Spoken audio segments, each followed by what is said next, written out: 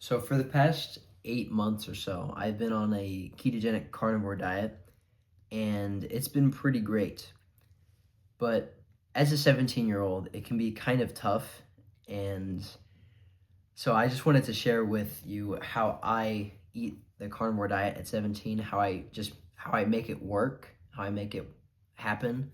And maybe this video will inspire you to try it as well, or just kind of break some limiting beliefs about it. And maybe you can take my strategies and apply them yourself and potentially, just start eating more protein, more fat, more meat, and whatnot. But yeah, my name's Keegan, and real quick before I start going on like my strategies and whatnot, I'm just going to talk about why I do it.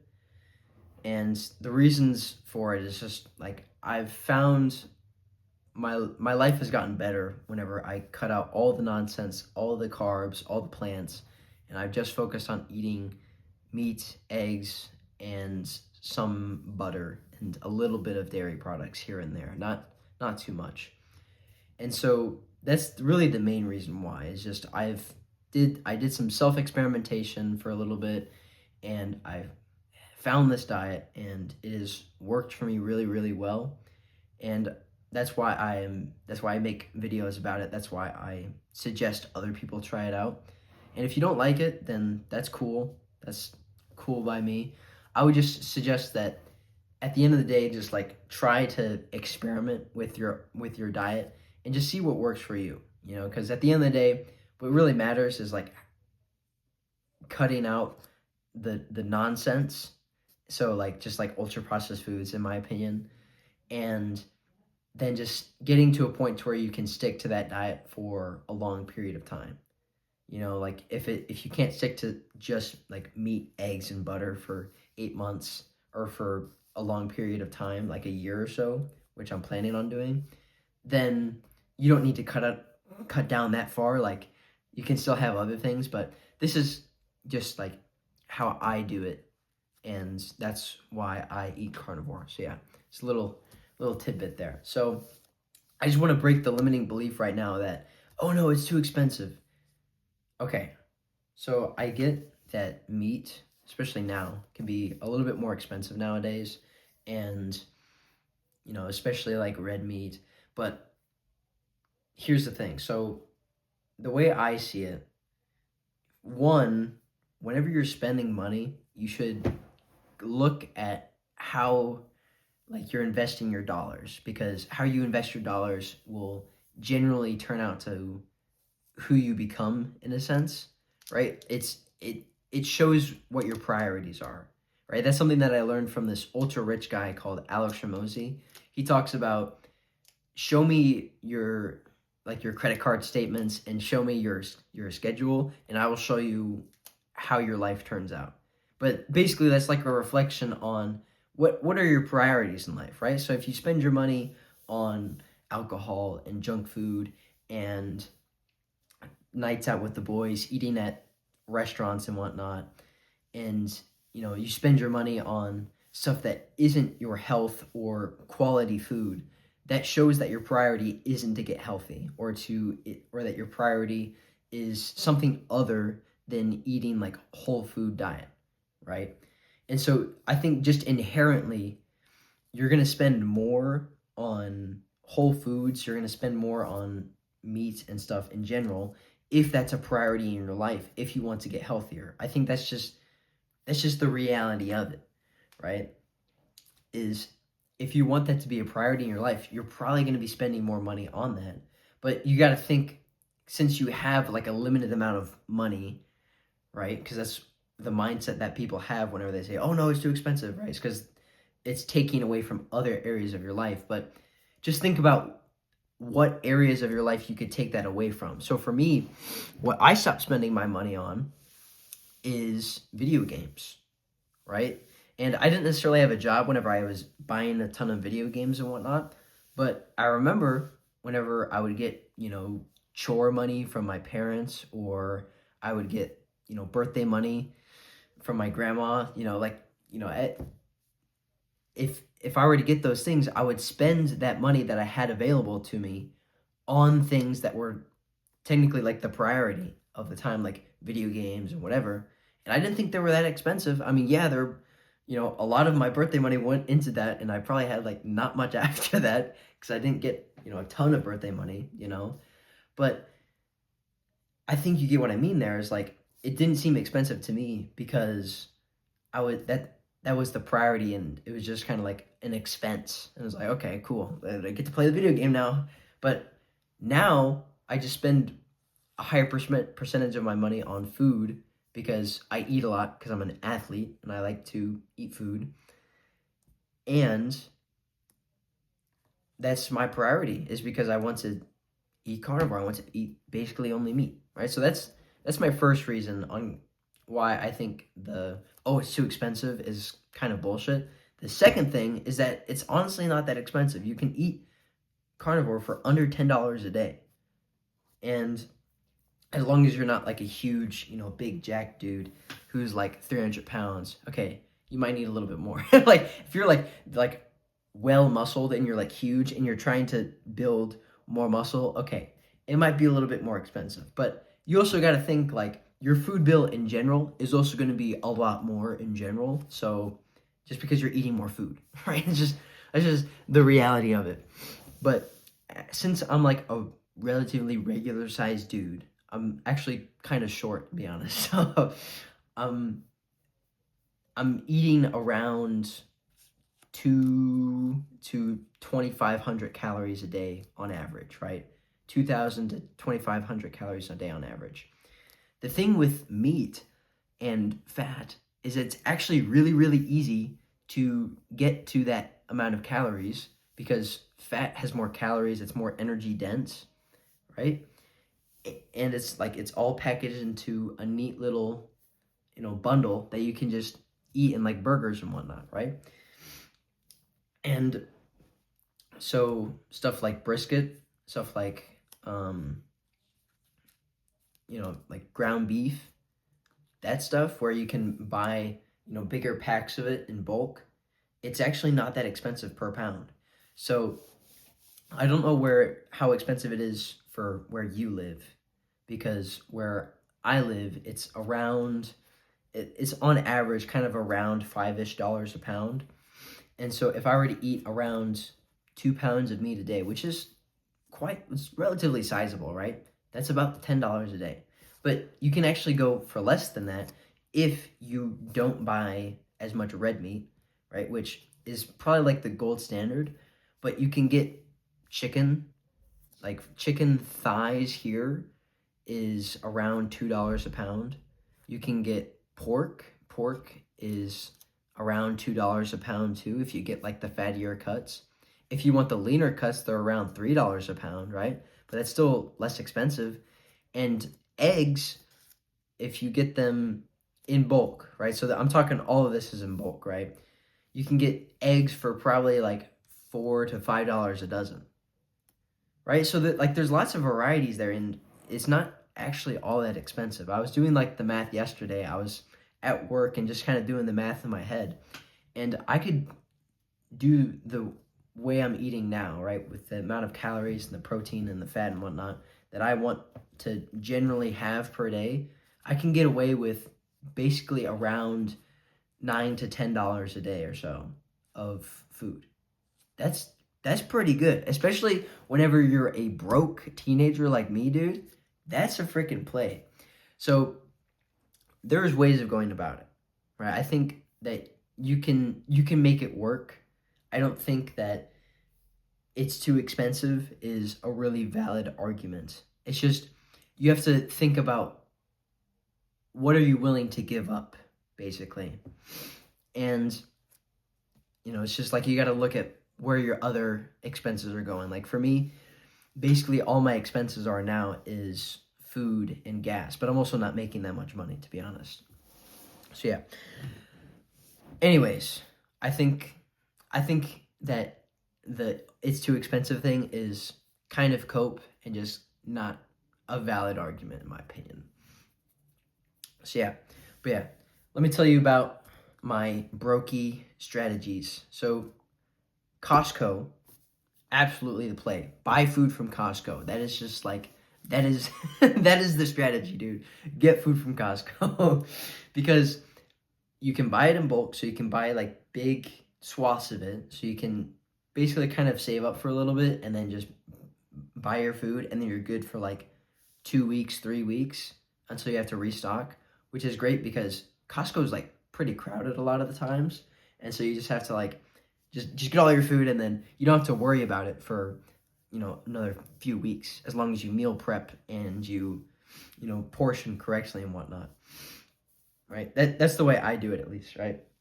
Some people, like, if you have more access to it, you can just like buy it and then just eat it until it stops tasting good, but that's kind of a different strategy that I don't really follow personally.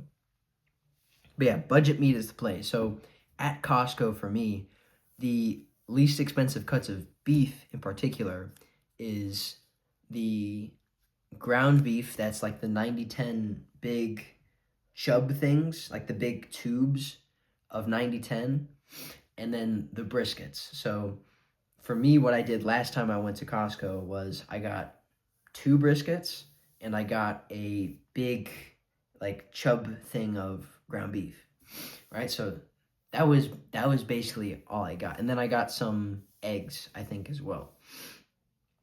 And it honestly wasn't that bad, I'll be honest, dude. I got a lot of meat for around $200 or so, and and I've been able to parse that out.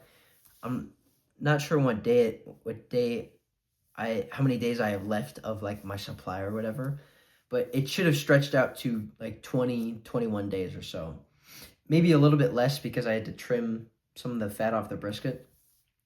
And that's actually another thing that I want to talk about is, as a carnivore, I don't think, that a lot of people will say like, oh, you need to have fat, you need to have fat, especially people in like keto and carnivore will say, oh, fat is like the best thing ever. It's like, yeah, I don't think fat's bad for you, but I think whenever you get to too much fat, for me personally, it makes me feel kind of like bleh.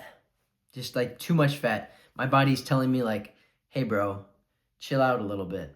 And I just don't feel as good afterwards. But I still think you should have a decent amount. It's just for me personally, I don't like having like a ton, especially in one sitting. It just becomes a little bit kind of like weird. And especially if you drink water with it, then it's just like it doesn't digest well. Overall, no bueno. But going back to the Costco strategies and whatnot, it's just for me now, my next strategy is I'm going to buy the 90/10. I'm not even going to buy a brisket this next time, I think. I'm just going to buy the 90/10. I'm going to go to a different store that has cheaper ground beef. It's like fattier stuff and it's slightly cheaper. And then I'll mix those so I get to around 80/20. And then I'll just throw in some butter and just make a ton of burgers, and I'll just get eggs. And I found that strategy actually gets me, it actually makes it even less expensive, which is nice. So I think that's the next play that I'm gonna try out, is just eating more eggs and slightly less beef, but still a decent amount, and then probably throwing in some butter in there as well.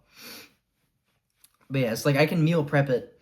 I can, separate it out into some bags of, like, if you have a vacuum sealer, it's a great idea to just vacuum seal it into like little portions, like 2-pound portions or so, and then just freeze them all at once so you have like a stack, and then you can just separate them.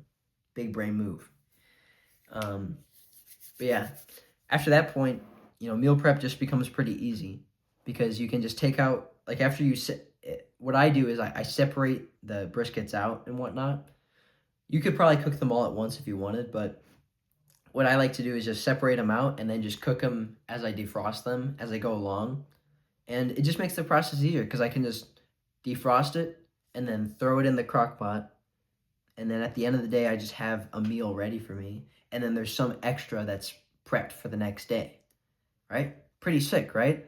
Or I can just, if it's not a brisket or whatever, I can just grill it up or fry it up or whatever, make the ground beef, and then I just have that, and then there's some extra for the day. And the same with the eggs. You can't really freeze eggs, but just have them in the fridge, cook them up, boom, and then you have more for the next day. You could hard boil eggs or something, right? Like there's lots of ways that you could go about meal prep, and I think it's pretty easy because you can just meal prep like 1 or 2 days in advance, and that's all you really need to do. I think that it's pretty beneficial. And so the final strategy that I would go about with eating carnivore is I like to eat generally just like once or twice a day and then just forget about eating food entirely. That's one of the benefits that I've experienced on this diet is you don't you don't really think about food as much as long as you're off doing other things. If you're bored and you're at home, you're kind of like, I wonder what's in the pantry, just out of like force of habit, right? That just happens. But if you're busy and you're just working on other things, then food becomes really obsolete and you just forget about being hungry on carnivore. At least in my experience, I don't really feel hungry all that often unless I haven't eaten in a while. Then I feel kind of hungry. I'm like, I should probably eat some food. But so I generally just eat like once or twice a day, or I just eat until it stops tasting good, or until I hit kind of like the general like calorie or amount that I prepped, and then I just kind of forget about it, and it's just like, okay, think about tomorrow, just drink some water, we're good. And that's basically how I eat the carnivore diet.